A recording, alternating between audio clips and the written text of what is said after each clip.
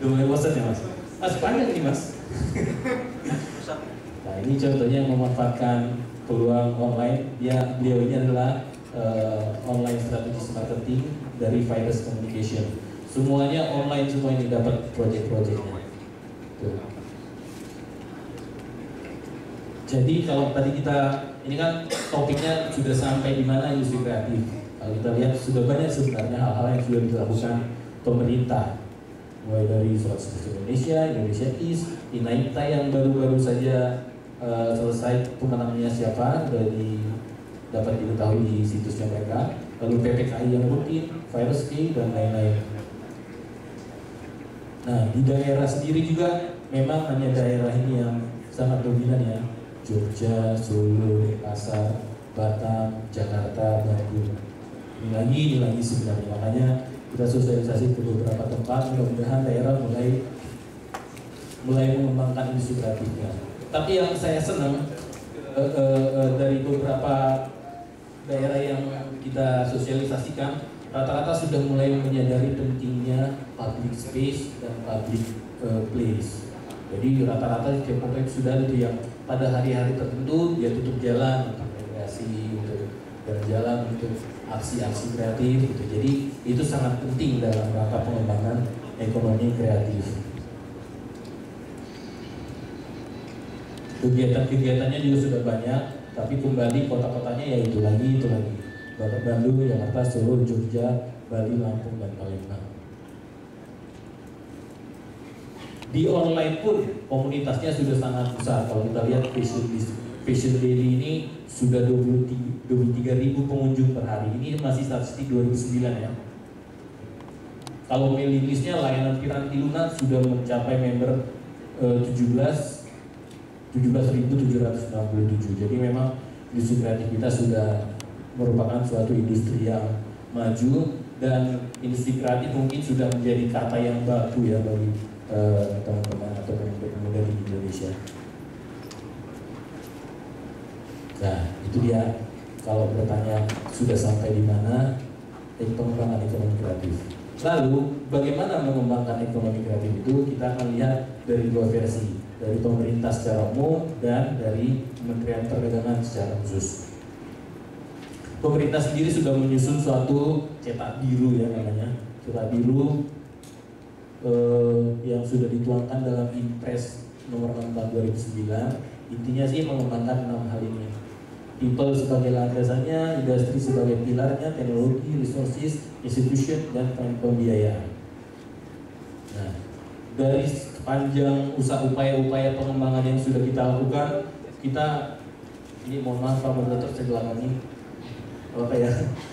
Jadi dari sepanjang perjalanan mengembangkan ekonomi kreatif, muara permasalahannya ada pada 6 hal ini.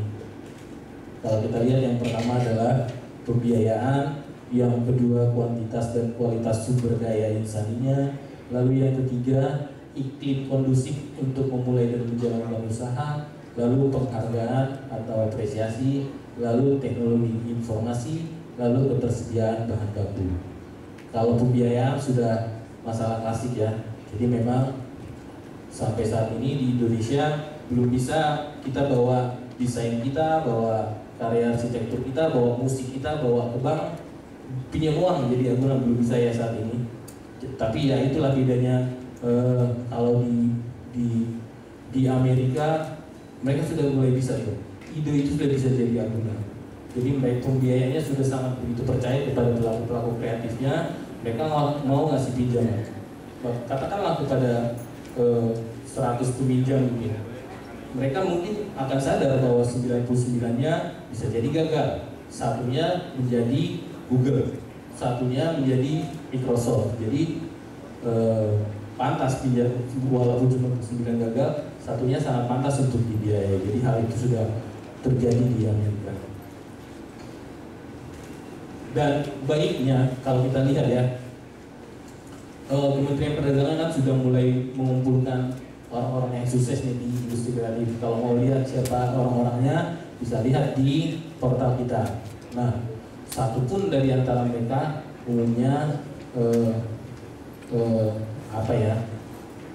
mampu berhasil tanpa meminjam dari kamu. Jadi itu mungkin berita baiknya bahwa satupun dari mereka yang berhasil tersebut jarang ada yang menggunakan bank, dan bisa juga ternyata.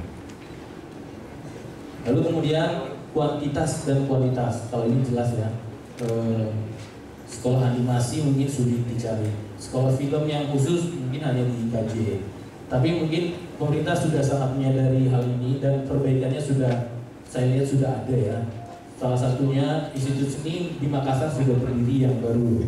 SMK sudah banyak yang khusus menenun batik, menenun tenun-tenun lainnya sudah punya. Jadi Departemen Pendidikan juga sudah mulai memperhatikan kuantitas dan kualitas sumber daya insan kita.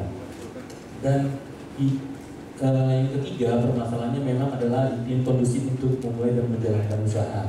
Dan mudah-mudahan ini juga menjadi perhatian penting bagi pemerintah saat ini melalui program reformasi birokrasi yang dijalankannya.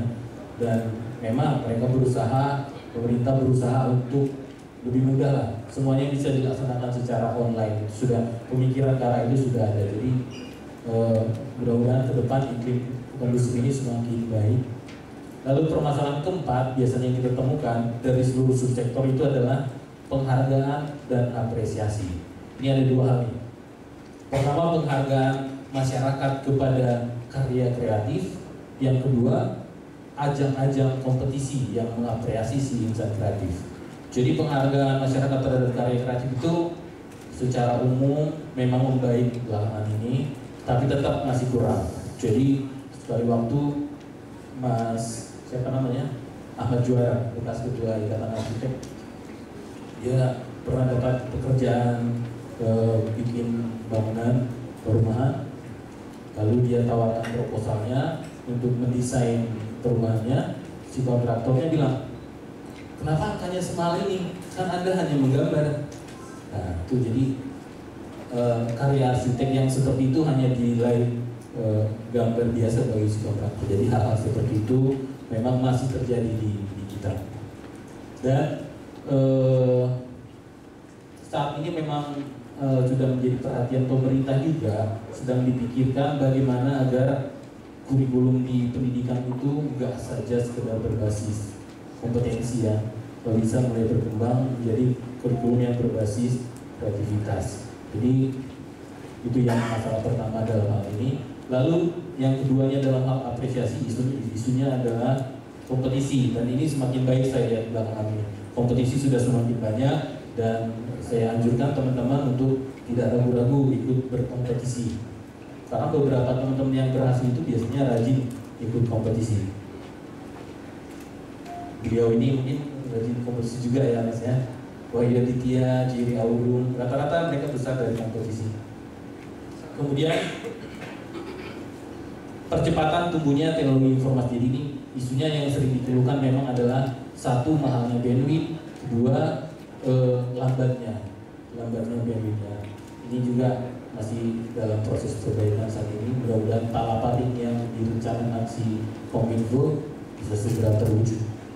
Lalu kemudian ketersediaan bahan baku. Nah, ini salah satu kelemahan masyarakat kita itu. Mereka lebih senang menjual kayu gelondongan, udah puas dengan hasilnya seperti itu. Padahal kalau diolah bisa tadi seperti yang saya katakan bisa jadi macam-macam yang nilai tambahnya lebih besar. Itu masih terjadi di negara kita. Dan sayangnya memang dan kalau untuk kayu gelondongan sudah dilarang. Kayu-kayu yang lain yang kita masih ekspor yang seringkali ketersediaan pasokan di dalam negerinya menjadi berkurang. Ya, 6 hal itu kira-kira 6 permasalahan yang sering kita temukan di industri kreatif secara umum. Nah, ini dia dalam cetak biru tadi 6 hal ini yang akan diperkuat oleh pemerintah, bisnis dan intelektual. Jadi orang memang yang menjadi paling penting. Kemudian ada industri, teknologi, resources. Nah, kalau mau menjelaskan bedanya ekonomi kreatif dan industri kreatif, ya ini di sini terlihat. Ini keseluruhannya tentunya adalah hal-hal untuk membangun suatu ekonomi kreatif, yang mana salah satunya ada pilar industri. Tuh. Ini arah yang akan dicapai pada tahun 2025, nanti teman-teman bisa lihat. Ini target-target angka-angkanya yang dicapai di 2025.